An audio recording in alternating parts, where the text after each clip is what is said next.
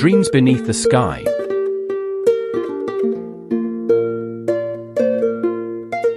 Waiting became their companion. It lingered with them every day and night, a quiet presence they couldn't avoid.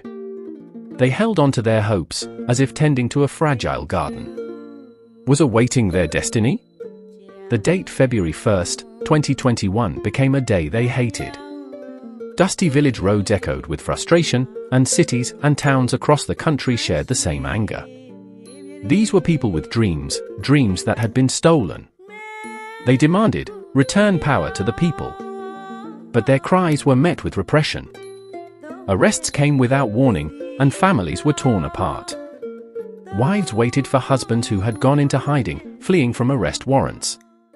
Late at night, in the silence of their homes, they wondered, would their loved ones return?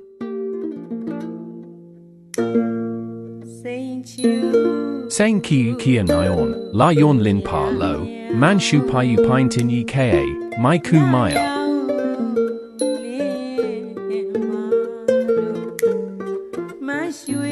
Song chet sai door, rakes or nine dai lay, lin lu bo now.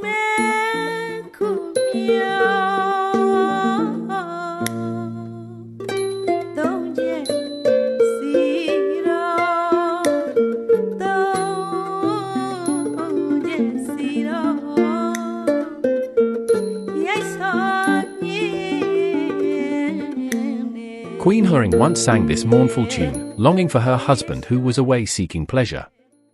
Now, women hummed it with a different sorrow, their husbands gone not by choice, but forced into exile by an unjust ruler. But the longing was the same. They waited. As days turned into weeks, the burden of waiting grew heavier. Young women, clinging to hope, marked the days in their diaries since their lovers left to join the revolution. They unfolded old letters and gifts, reliving cherished memories. In hushed prayers, they whispered, "Keep him safe, my love." Mothers waited for sons locked away in distant prisons. Their morning prayers and evening chants blended hope and fear, "Protect my child from harm. Let good spirits watch over him." Power is a hard thing to give up once tasted, and war is even harder to stop once it starts. This dark time forced waiting upon everyone, turning it into a daily ritual. Families struggled to survive, with waiting woven into their lives. Younger sisters called siblings working in far-off factories, their voices filled with longing. "Sister, the flower by our door has withered," they said. "I've been so busy with chores I couldn't water it. Let's plant a new one when you come home."